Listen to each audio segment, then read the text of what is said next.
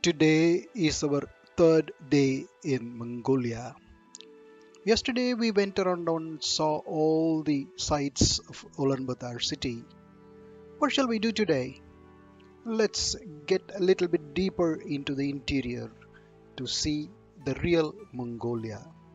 What are we going to do today? First, let's go and visit the famous Genghis Khan statue.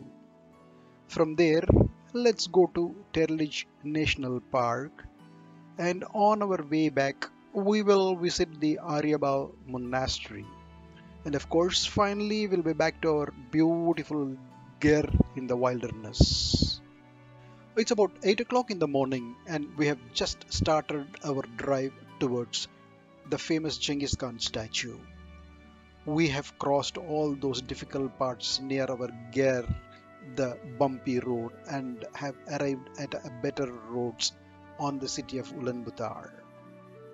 On the way, we stopped at a petrol pump for some small snacks we bought there and then continued our drive towards the statue. An hour of drive brought us to the statue. It was a very impressive sight.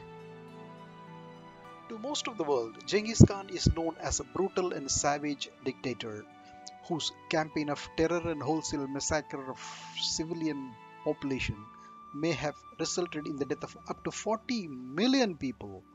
But to the people of Mongolia, he is revered as a national hero, ruling over the largest empire in history and establishing the Mongols as a political and cultural force.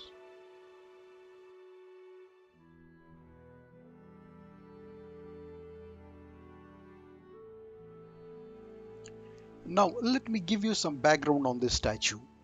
In 2008, a giant statue of Khan riding a horse was erected 54 kilometers from the capital, Ulaanbaatar. This gigantic statue of Genghis Khan mounted on a horse is the largest statue of an equestrian in the world. This 40-meter tall statue is located on a hillside on the banks of the Terelj River in an area called Snonin Bulldog. Snonin Bulldog was chosen according to the legend that Genghis Khan found a whip in this area. In Mongolia, people believe that a man finding a whip is a sign of fortune and good destiny. The statue faces east, the direction of Genghis Khan's birthplace and the sunrise. If you look carefully to the east, you will see a small statue of his mother greeting him. Inside the statue, you can see numerous portraits of Khan lineage. See the evolution of traditional nomadic dwelling girls. Try on traditional Mongolian costumes for your photos. Visit souvenir shops or even dine in a restaurant on the second floor. You can take an elevator or walk to the horse head area through its chest and neck to the observation deck where you can look out on panoramic views of the surrounding area, the Terelj River Valley and the Khan Mountains, the birthplace of the Khan. We are at the museum and looking at the statues on the lineage of Genghis Khan.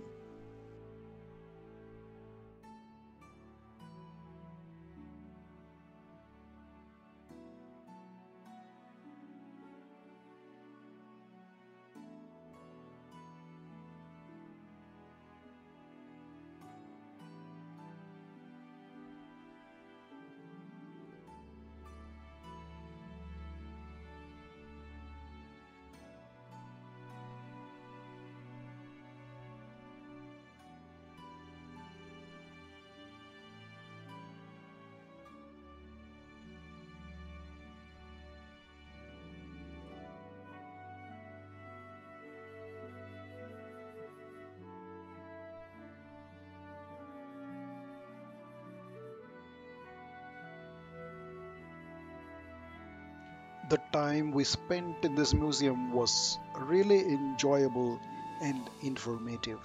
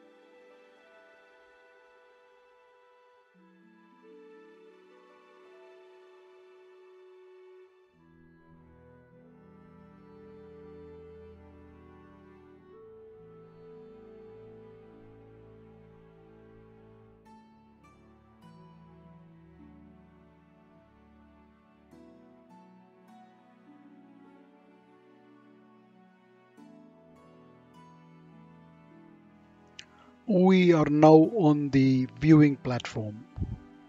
After an immersing experience at the museum in the ground floor, we took a lift and we have reached this place.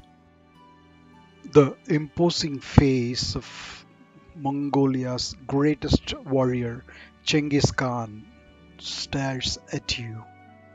Very impressive. Look around, you can see almost the fine landscape around you for miles together. This is the view of the impressive entrance to the complex with all its facilities. Now look a little bit further.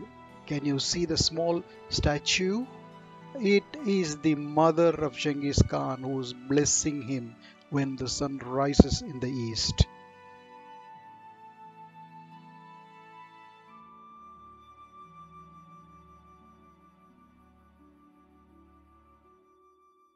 After spending some time at the viewing platform, we got down and to visit the other facilities that are available in the complex.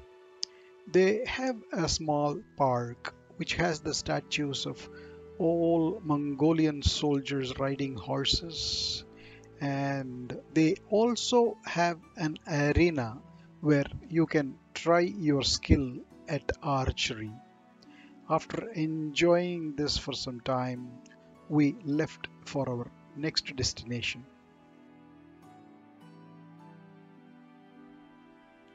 The statue is just on a day trip distance away from Ulaanbaatar, and combining this statue with a visit to the Gorky Terelj National Park will be a good combination, and that is what we are planning to do today. While we are enjoying the scenery around in our drive towards Terelj National Park, let me give you a small introduction. It is located in the valley of the Terelj River, approximately 66 kilometers from Ulaanbaatar city center.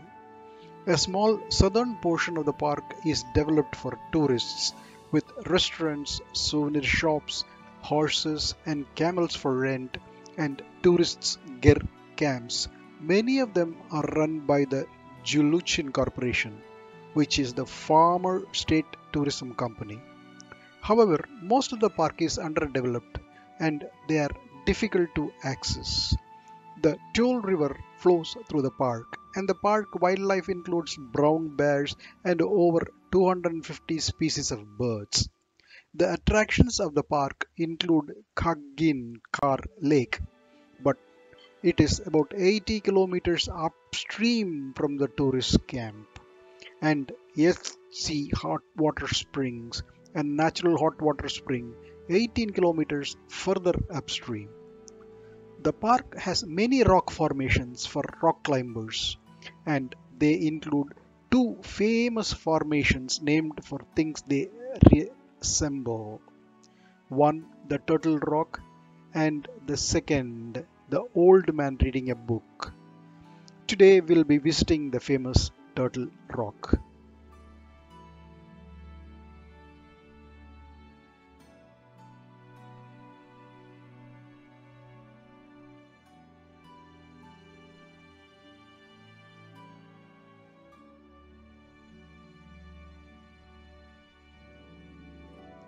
A fine view all around, dotted with groups of gers, meadows, and pine trees. It was really an enjoyable sight. Next was lunch. There was just one single restaurant available in the area, and we walked in to have a very simple lunch. We had some soup, bread, and salads.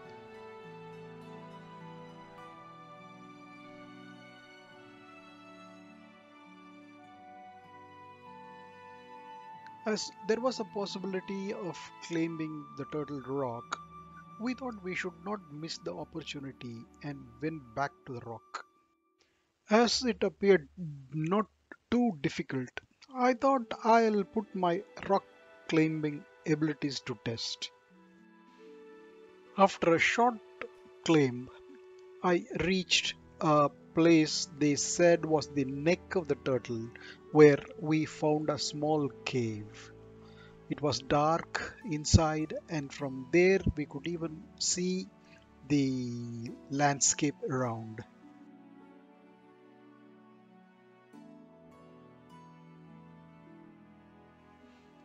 Can you see a group of camels? That is the place from where you can hire a camel for a ride if you have that inclination. Now that we had our share of fun, we left for the next attraction, the Aryabal Monastery. One of the most beautiful spots in Gorky Terelj National Park, apart from its nature, is Aryabal Temple. Aryabal is a Buddhist god who listens to all the prayers of humankind and releases humankind from sufferings. It was built in the shape of an elephant's head. Our Lord Ganesha, the number 108 is an auspicious number also in Buddhism. Therefore, the stairs leading to the temple consists of 108 steps and they symbolize the elephant's elongated trunk. Moreover, signs with 144 Buddhist teachings written in English and Mongolian line the sides of the path to the temple. To reach the temple, you will have to pass a small wooden bridge on which there is a sign, the bridge that leads beyond wisdom. Located on the hillside of a mountain covered with granite rocks, Aryabal Meditation Center is a delight to visit. It's getting dark. It's time to get back to our beautiful girl. Tomorrow will be our last day in Mongolia and we have to leave to the airport in the evening. So, what are we going to do tomorrow morning? Why don't you stay with me and I will take you along? Thanks for watching.